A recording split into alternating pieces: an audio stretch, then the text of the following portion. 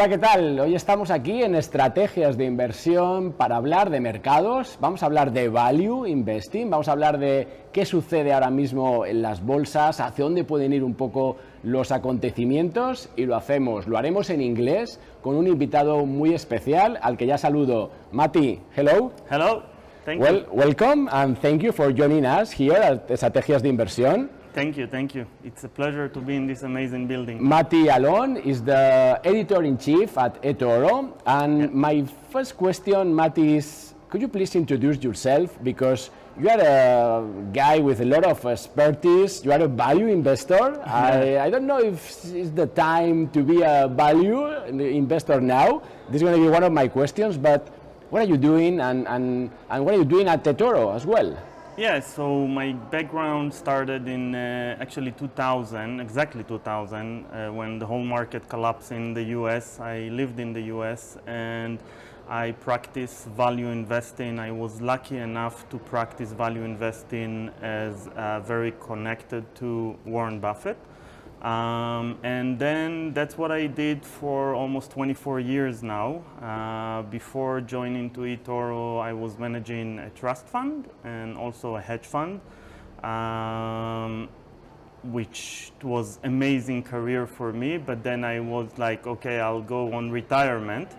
And then Yoni Asia, the CEO of eToro, which is a very good friend of mine for more than 20 years now, we spoke together and he wanted to bring value investing to eToro for the education and everything. And I started with 1 day just consulting and then 2 days and then I became the editor-in-chief. So today I'm doing everything to do with the content that we produce at eToro globally around the world, and it's mainly the financial side to make sure that everything we say, we engage is, first original, but second also professional, and just enjoying every day. And talking about the content that you are guys producing around the world, I'm working with you on the Spanish side, but what is different? I mean, in the last 2-3 years, you have a look at this time,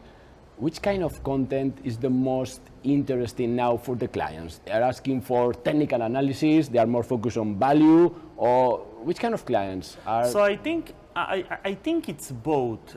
In eToro, we're known for the retail so-called investor. It's not the institution investor.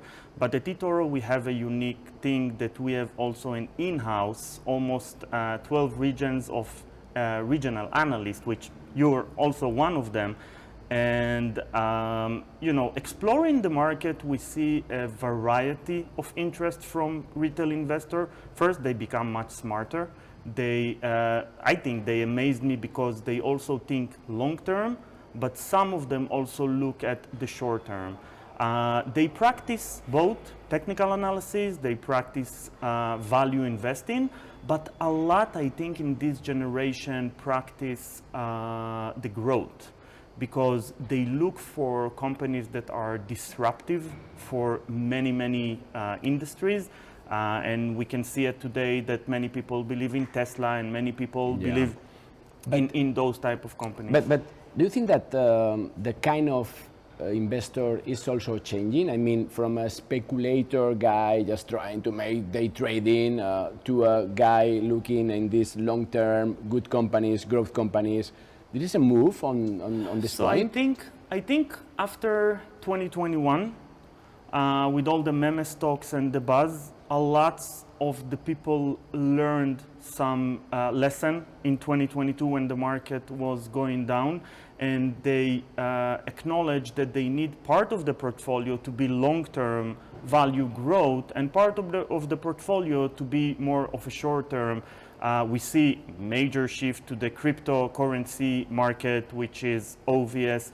But even there, what we see is more people interested in the dominated coin like, Bitcoin and Ethereum.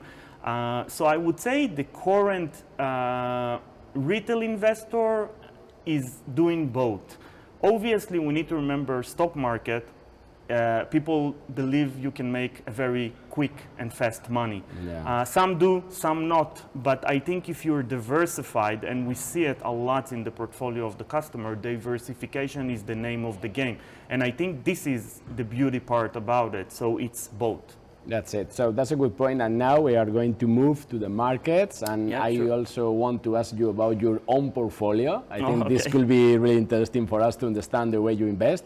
So first, which is the macro situation that you think that is working now, and which are the red flags that we have to follow? Because we are waiting for 7 interest rate cuts at the beginning of the year in the US. Now we have 1 or 0. We have the PCE that is Yep. keeping at 3-4%. So what's going on with the macro situation, and what are the key points to focus in? So basically, you know, if I look from a value investor perspective, a macro is a big, I would say, dark box, because no one really knows what's going to be tomorrow. What I think we're seeing is that the Federal Reserve succeed in reducing the rates. Reducing the inflation, which, although holding the rates at the high, so I think the Federal Reserve and even other banks, what they're saying is that if the consumer can handle that with this type of inflation, I shouldn't be in a rush to go and cut the interest rate. I think the main probably question for many investors today is that the market went up in 2023 and in 2024 pretty aggressively, correcting all 2022 and approaching a new high, and people are asking, wait, but what we're doing is pricing a rate cut, but every time we see the rate cut going further and further.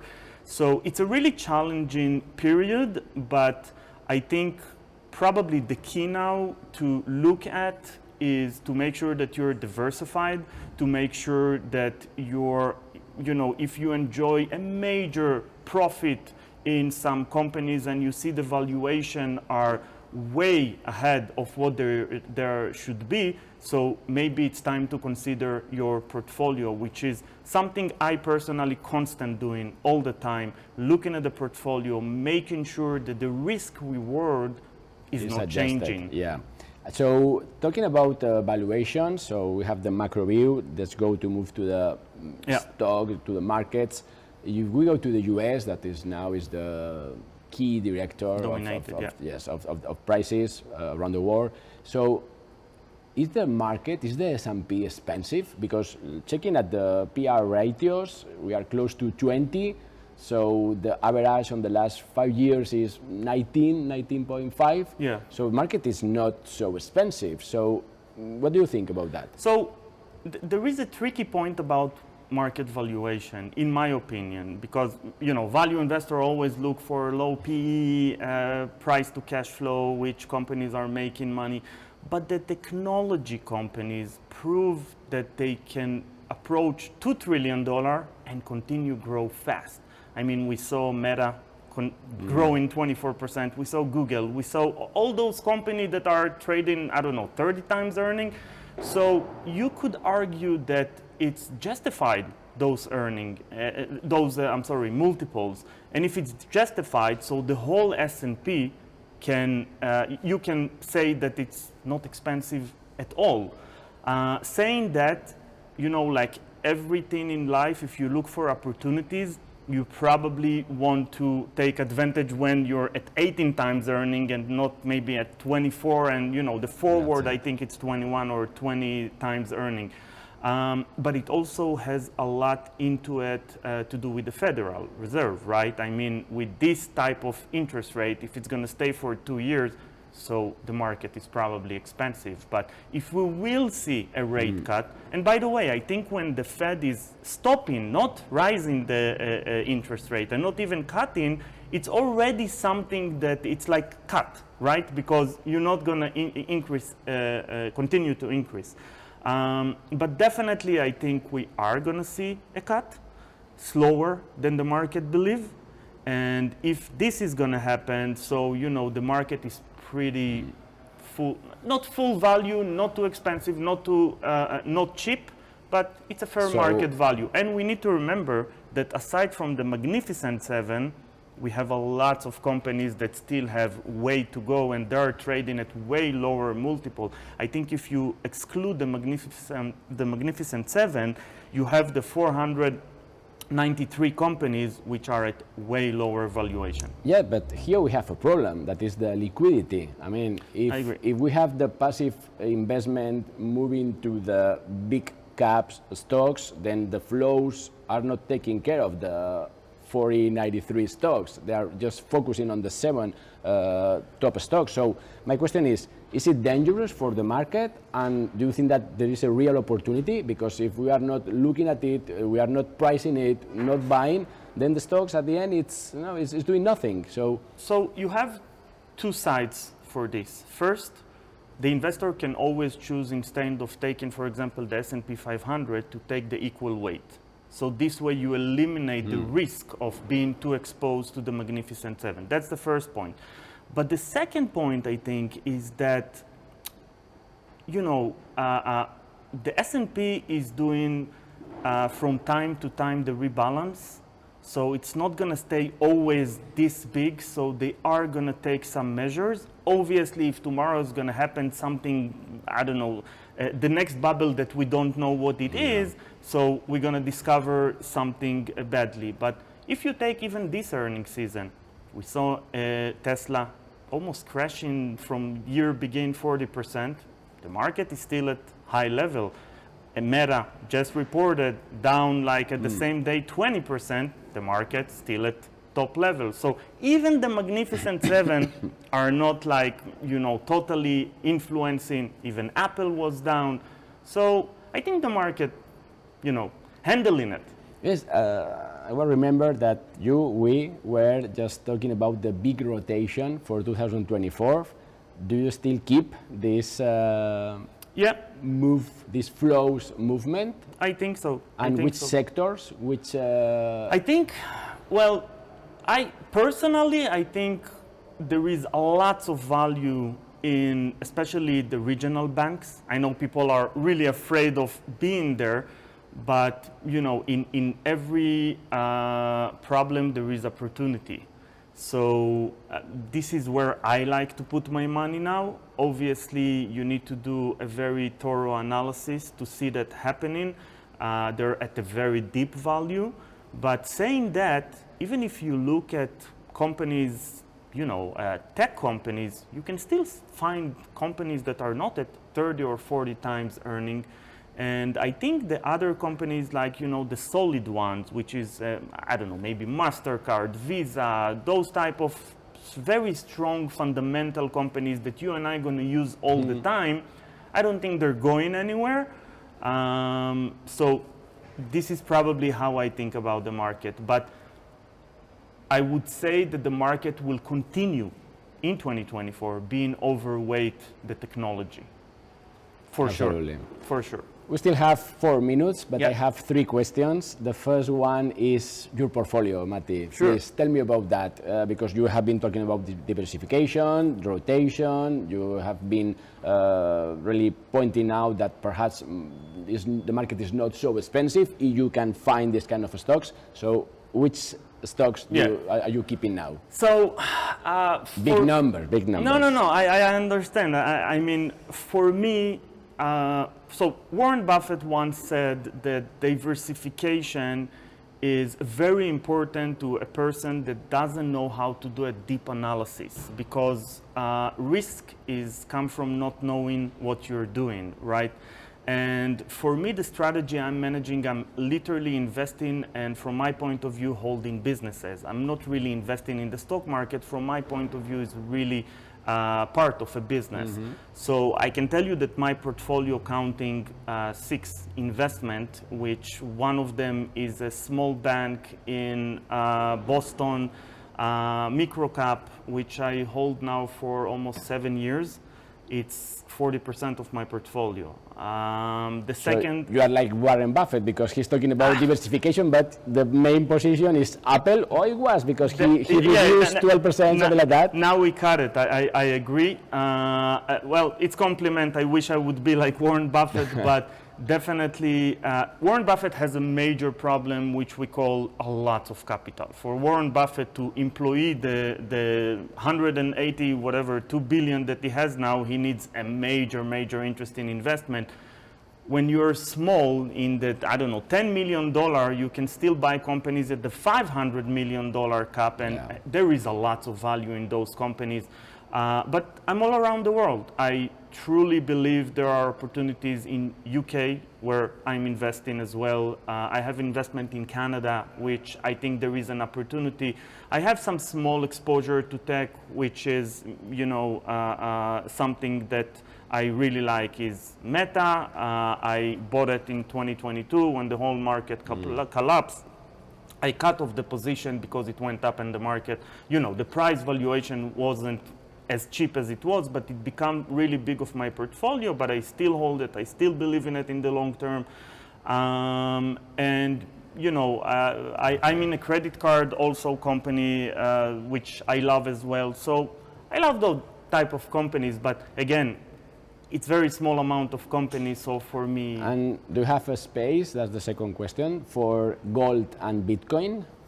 So gold as a hedge against the inflation, whatever, Bitcoin as a new asset class?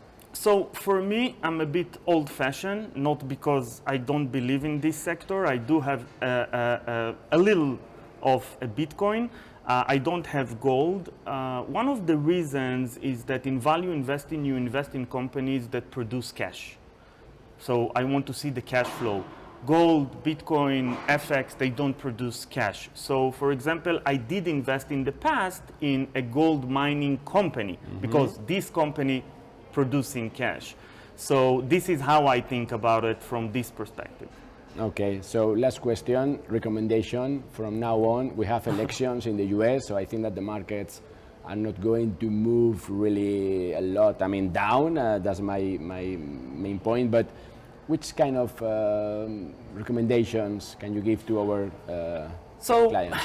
Definitely it's not investment recommendation, but I would say the things that I think investors should look at is if rate is really going to be cut, so house builder are really interesting in UK, in the US.